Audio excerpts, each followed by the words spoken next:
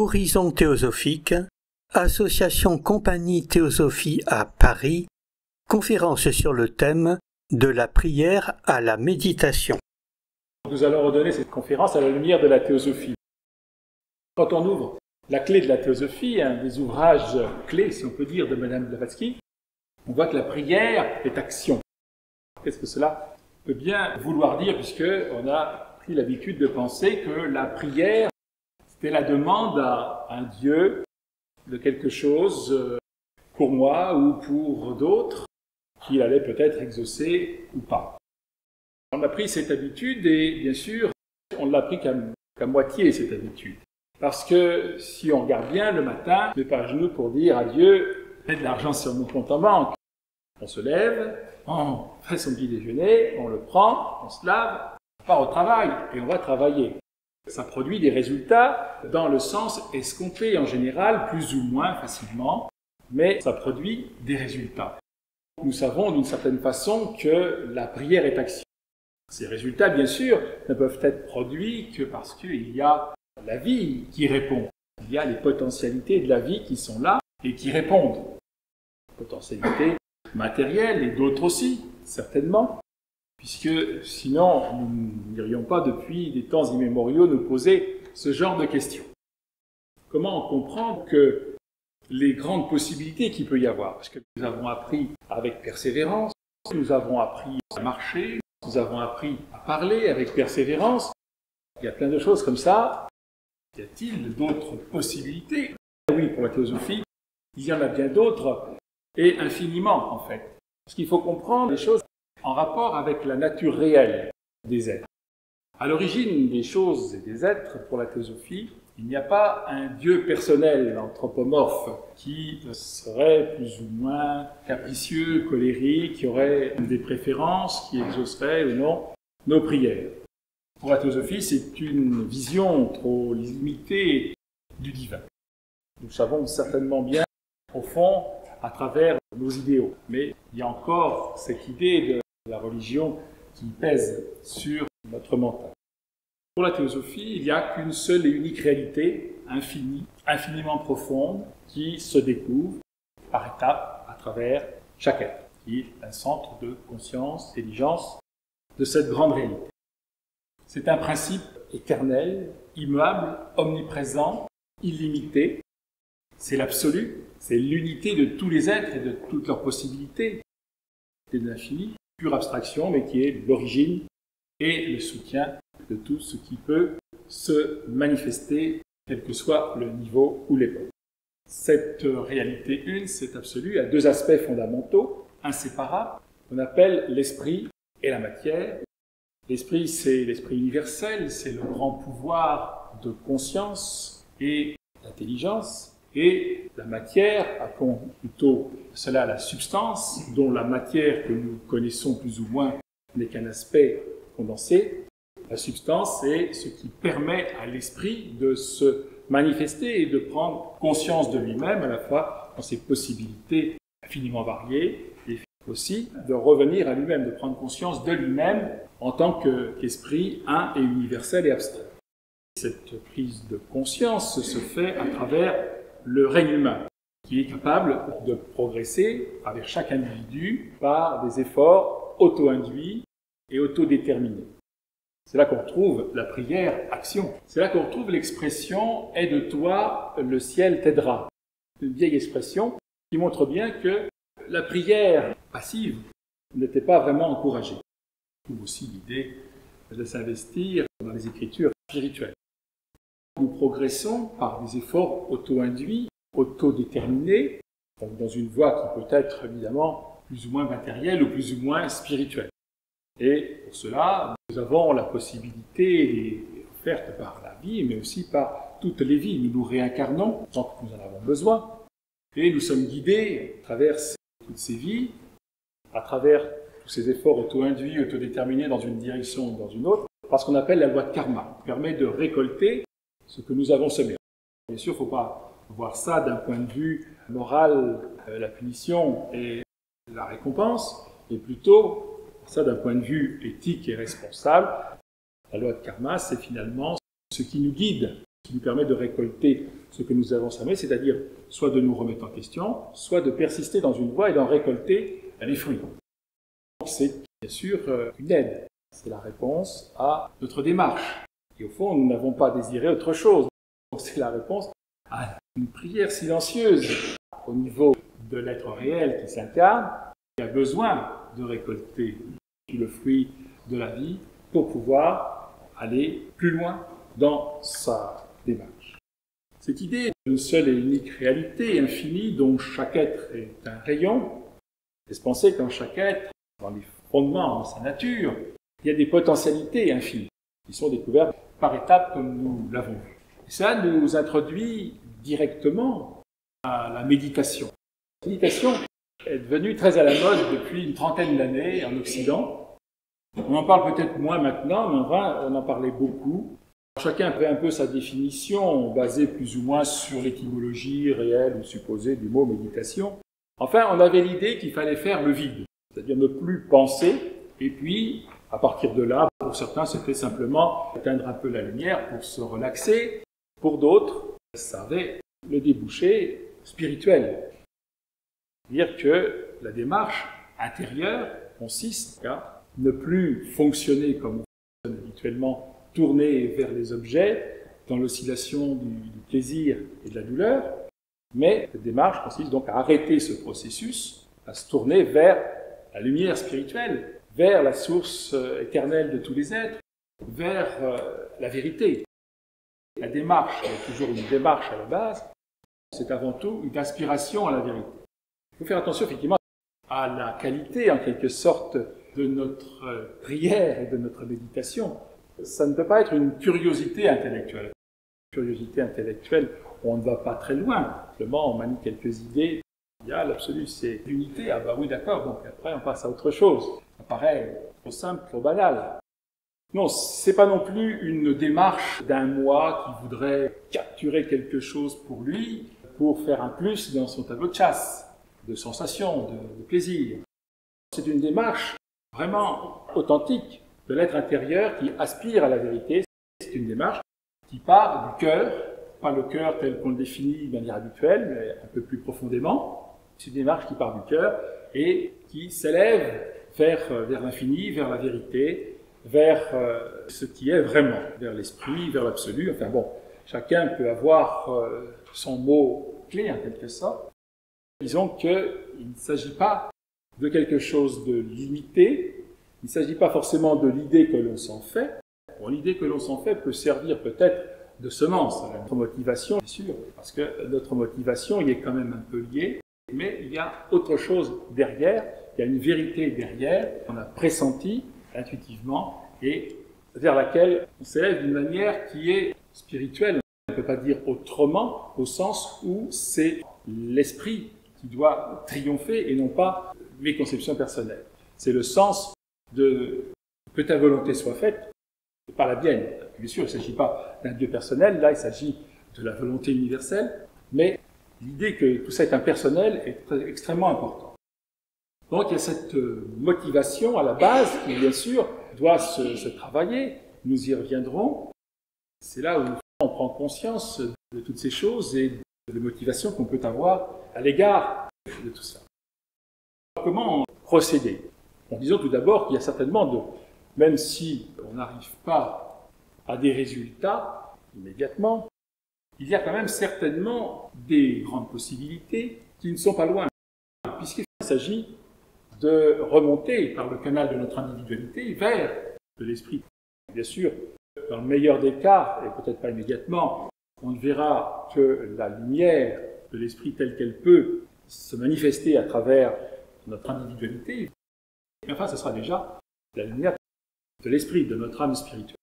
Disons qu'il y a certainement des grandes possibilités qui ne sont pas trop loin, puisqu'on le voit par exemple dans ce qu'on appelle les NDE, c'est-à-dire les états de conscience proches de la mort. De gens qui ont fait un arrêt cardiaque ou qui n'en ont pas été loin. On s'aperçoit qu'il y a un grand nombre de ces personnes, pas toutes, quelle que soit leur origine, quelle que soit leur éducation, ont fait une expérience spirituelle. Sont remontés par un canal, un tunnel mystérieux au bout duquel il y avait une grande lumière, un être de lumière, et là, dans un état de béatitude, dans cette grande lumière non éblouissante, ils ont pris conscience de l'importance de la connaissance et de l'amour, et de la possibilité de l'omniscience. Certains ont même eu des expériences particulières liées à cette possibilité de l'omniscience sans qu'ils puissent vraiment en ramener quelque chose, mais il y a eu cette prise de conscience de la possibilité de l'omniscience. Si nous sommes un avec tout, il y a cette possibilité de l'omniscience, d'aller voir au-delà des apparences et de communier en quelque sorte avec ce qui est réellement. Rassurons-nous, la méditation ne nous fait pas frôler la mort, à moins d'utiliser des techniques particulières, énergétiques, et de les utiliser maladroitement. Sinon, il n'y a aucune raison de mourir, alors que le corps, au contraire, doit être bien calme. Comment méditer plus précisément? La théosophie conseille de le faire de manière journalière. Fait-on le matin? Enfin, on peut le faire quand on veut, ou quand on peut, bien sûr. Fait-on le matin, puisque on vient de se réveiller, et dans le sommeil profond, nous allons dans certains lieux spirituels, et nous en ramenons quelque chose. Donc, profitons de ce moment où nous pouvons concentrer un petit peu plus ce que nous ramenons du sommeil profond. Profitons de ce moment pour essayer de méditer. Faut-il s'installer en position de lotus? Le lotus, pour beaucoup d'entre nous, n'est guère possible. Fort inconfortable. Ce n'est pas le but de la méditation, et ce n'est pas nécessaire. Si on peut le faire, tant mieux. Si on ne peut pas, tant pis. Asseyons-nous dans un endroit tranquille, isolé, on ne risque pas d'être dérangé. Donc d'essayer toujours de le faire à la même heure, parce que ça crée une habitude facilitante. Asseyons-nous, le corps droit, fermons les yeux, ne les fermons pas comme on veut. On se tourne vers l'intérieur et on essaye de faire taire ce bavard mental qui se tourne aussi bien vers des choses plaisantes que déplaisantes, présentes que passées, etc. Tout et n'importe quoi, y compris des choses très banales qui vont éventuellement prendre de l'importance. Essayons de faire taire ce bavard qui ne sait pas. Ça nous rappelle le début du chapitre 56 du Tao Te Ching. Ce qui parle ne sait pas, ce qui sait ne parle pas. La voie du silence. Essayons de faire silence. Essayons d'être le spectateur sans spectacle dont parlent les aphorismes du yoga de Patanjali. Évidemment, ça ne va pas être très facile de faire taire ce bavard pour pouvoir se tourner vers l'intérieur. Il faudra de l'exercice, de la persévérance. C'est là où on retrouve la prière-action, finalement, au service de la méditation. Il faudra toujours essayer de ramener le mental et le cœur sur l'esprit universel. On s'aperçoit qu'on est attaché à toutes sortes de choses et que toutes sortes de désirs viennent se manifester et que toutes sortes de peurs aussi qui sont liées à ces attachements sont là. Donc il faudra du détachement.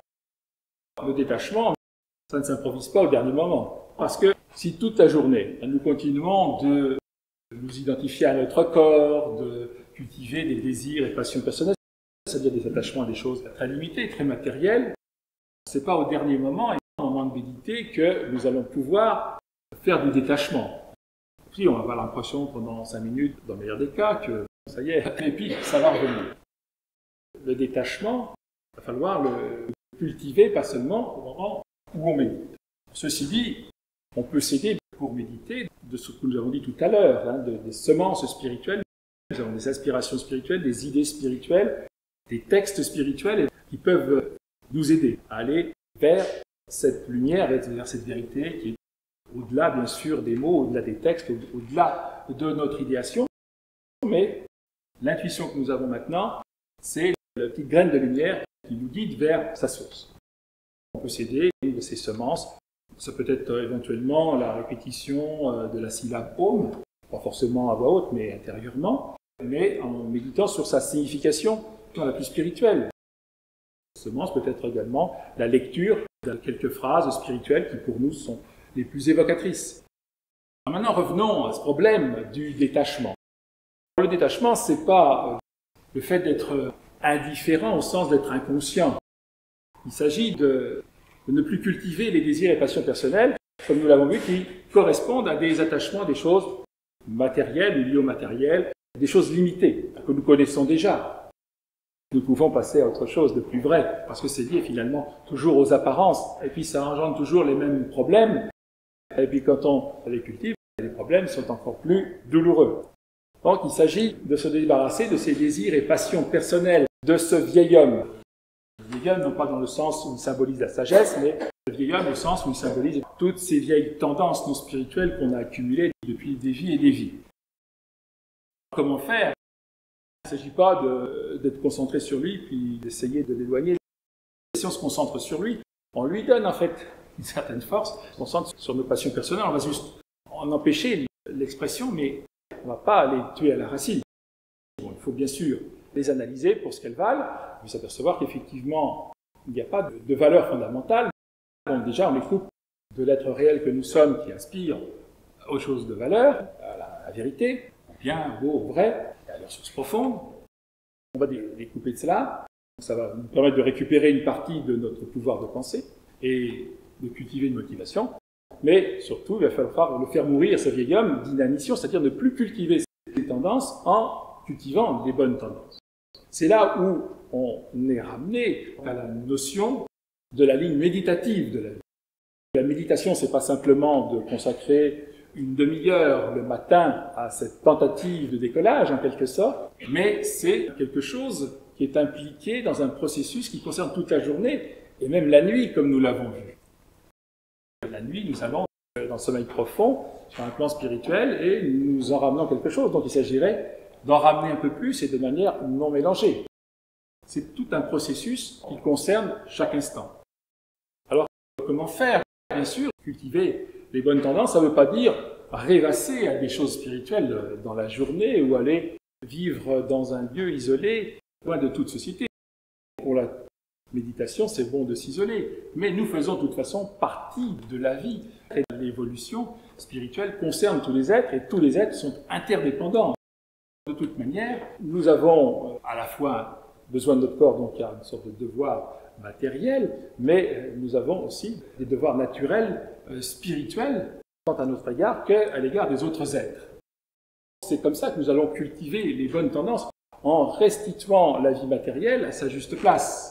Nous avons vu que la matière et toute la substance d'une manière générale est en fait destinée à être le véhicule de l'esprit pour que l'esprit puisse prendre conscience de lui-même. Et tous les aspects de cette substance, donc tous les aspects de la matière et tous les instants que nous vivons dans la matière, sont concernés par ce vaste projet. Le lien, c'est l'éthique. L'éthique n'est pas simplement un code pour vivre de manière un peu confortable en attendant la mort, mais ça a des aspects bien plus intéressants et plus profonds du point de vue de l'être réel que nous sommes. C'est au-delà de l'hédonisme. Parce que si, dans toute notre vie, nous sommes relationnels, sans cesse nous recevons, nous redonnons, que nous le voyons ou non, avec les autres êtres, pas simplement les êtres humains, mais tous les règnes, y compris le règne atomique. Pour la théosophie, les atomes sont des êtres vivants et conscients aussi, à leur manière. La vie est peut-être rudimentaire, très différente de la nôtre, mais néanmoins, elle est là et elle interfère. Tous ces êtres sont, comme nous l'avons vu, des aspects d'une seule et même réalité, des rayons de conscience d'une seule et même réalité, qui sont tous solidaires dans leurs expériences et leur évolution. Nous interagissons constamment, et la qualité de cette interaction dépend de notre connaissance, mais dépend aussi de notre fraternité, de notre générosité et de la maîtrise que nous pouvons avoir de nos actes. C'est bien sûr tout un programme, mais nous avons en fond toutes les potentialités qu'il faut pour le mener à bien. De même que nous avons appris à marcher et à parler, nous pouvons apprendre à maîtriser tous nos pouvoirs intérieurs d'être spirituels et à les manifester dans la vie ici-bas, c'est-à-dire incarner un peu plus de lumière pour contribuer à l'évolution générale. C'est tout un processus d'une alchimie quotidienne où les désirs et passions personnelles vont devenir des volitions spirituelles. Les volitions spirituelles, un pouvoir spirituel actif et conscient de lui-même sur ce plan. Certainement qu'on ne fera pas tout ça en un seul jour, à moins qu'on ait déjà commencé dans d'autres vies et qu'on ait commencé dans cette vie aussi. À ce moment-là, il y a des choses qui peuvent d'un seul coup se révéler comme un rideau qui tombe. En fait, il y a toutes sortes d'étapes. L'essentiel, c'est de ne pas s'attarder à chaque étape, à ne pas s'attacher chaque étape, de ne pas avoir peur non plus, d'être au-delà du plaisir et de la douleur, et d'avancer dans une direction qu'on a bien déterminée. Cette ligne méditative de la vie est une ligne, avant toute chose, spirituelle, qui va se manifester ici-bas à chaque instant, même dans les gestes les plus prosaïques, dans les choses qui semblent les plus matérielles, relevées de l'intendance la plus banale. On y injectera en quelque sorte de la spiritualité, en préparant à manger, en préparant n'importe quoi pour nous ou pour d'autres. Il y a toujours cette idée que nous travaillons pour des véhicules qui abritent des âmes dont le programme est spirituel. On peut tout restituer de nos actions dans ce contexte-là, dans chaque moment de la vie. Cette démarche va impliquer, comme dans la méditation proprement dite, va impliquer qu'on s'en souvienne, qu'on y revienne sans cesse, mais à terme, par cet exercice, cette transmutation qu'on a eue, on va arriver à avoir des journées qui seront plus spirituelles, à la fois sur la longueur et dans, si on veut, l'intensité de la lumière.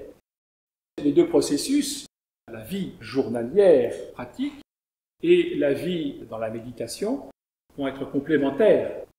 On va aller chercher dans la méditation un peu plus de cette lumière que l'on voudrait incarner ici-bas pour contribuer à faire avancer les êtres. Et dans cette démarche que nous avons dans la vie quotidienne, à chaque instant, eh bien, nous travaillons une motivation spirituelle. Nous travaillons une motivation spirituelle, nous cherchons l'action juste, et puis nous cherchons à l'accomplir, nous l'accompagnons, nous utilisons une volonté qui est spirituelle. On va retrouver la quintessence de cette volonté spirituelle dans la méditation. On va avoir une méditation qui sera peut-être plus performante, si on peut dire, qui nous ramènera peut-être un peu plus de lumière pour accomplir notre journée de manière plus spirituelle. C'est toute une discipline, c'est un effort qui est progressif, qui est dosé, enfin, chacun peut l'intensifier comme il veut. Tout effort conduit dans une certaine direction va produire des effets dans cette direction. Nous le savons déjà, mais il faut évidemment pas l'oublier, et la persévérance va être la vraie prière qui va être l'action qui va mobiliser les potentialités qui sont là, prêtes à se manifester. Il y a des étapes, mais elles sont prêtes à se manifester, à condition qu'on arrive à se débarrasser de tous nos attachements et de notre identification au corps. Encore une fois, on s'en débarrasse en cultivant d'autres tendances, sur de bonnes bases. Et c'est ces bonnes bases que nous essayons de redonner ici. La ligne méditative de notre vie aboutit ici, et se prolonge après. C'est-à-dire que ces idées sont proposées à l'être humain responsable, objectif, chercheur de vérité, chercheur de solutions profondes face à tous les problèmes de la vie. Ces idées sont proposées à sa réflexion objective, à ses capacités d'analyse, ses capacités de synthèse pour bien comprendre les idées, et ses capacités de discernement et d'intuition spirituelle pour essayer de voir ce qui est vrai dans tout ça et où on va finalement. C'est une prière que vous avez faite en venant ici, mais finalement, elle est exaucée par la réflexion que chacun peut faire. C'est proportionné à cette démarche intérieure vers la vérité, à sa persistance, à sa sincérité. Et dans ce prolongement, des choses apparaissent qui permettent de mieux discerner le programme spirituel de la vie qui n'a pas pour but simplement de se manifester comme des formes qui ont des rapports plus ou moins harmonieux. Nous vous invitons à réfléchir à tout cela, à faire cette prière intérieure vers le discernement à la lumière de la théosophie, et de progresser par des efforts auto-induits et autodéterminés.